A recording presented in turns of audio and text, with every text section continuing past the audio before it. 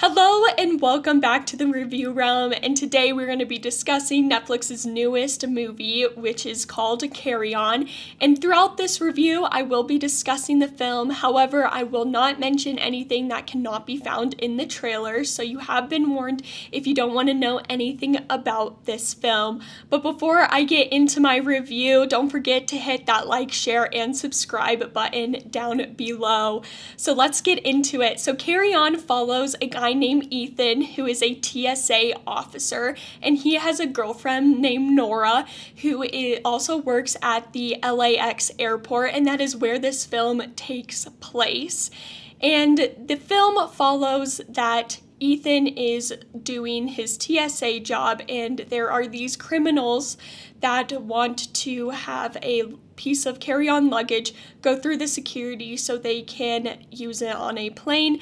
However, again, Ethan, since he is a TSA worker, it's obviously not allowed, and he is being blackmailed by these criminals to basically allow this piece of luggage to go through.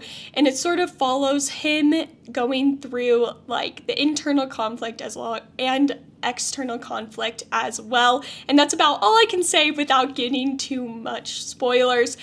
And this film does take place during Christmas Eve, and so therefore you could sort of consider it a Christmas film. And if I had to describe this film in one sentence, it would be Die Hard but at an airport, because it does sort of follow the same basic plot lines, you could almost argue. And that's just why I would. But it is an action film at its heart, and I'm a big fan of thrillers and action movies, so I was really excited when this came out, and I was actually looking forward to it because I'm always down for another action movie. And I really enjoyed this film. Actually, it did have some humor elements, especially when they were incorporating Christmas, and during some of the action scenes they did have like Christmas music playing, which almost allows to take some of the weight off for the audience, which I also really enjoyed.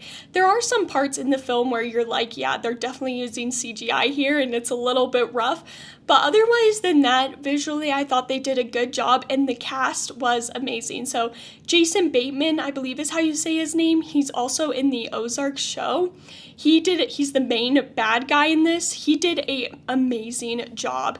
You know, at first, you like he'll do okay, like his voice, but he just plays it so well, which I was super surprised about, and I really enjoyed him as the villain.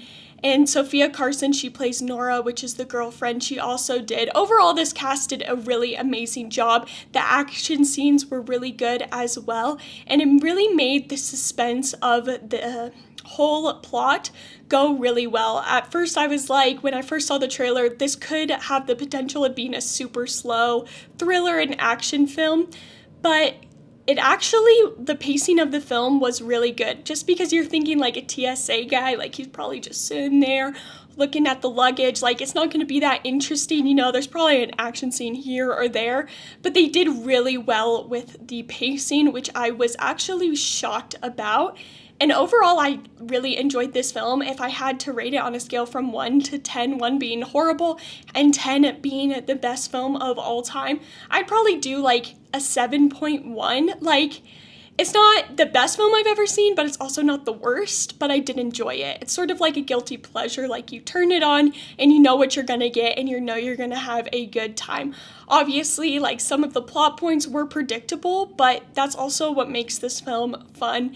Overall, it's just a fun film that you can sit down. I watched it with my family. Obviously, if you have younger ones, I wouldn't necessarily suggest it just because it does have some violence, but this film was really good and I would suggest it to others. So if you enjoyed this video, don't forget to like, share, and subscribe, and I'll see you in the next one. Bye!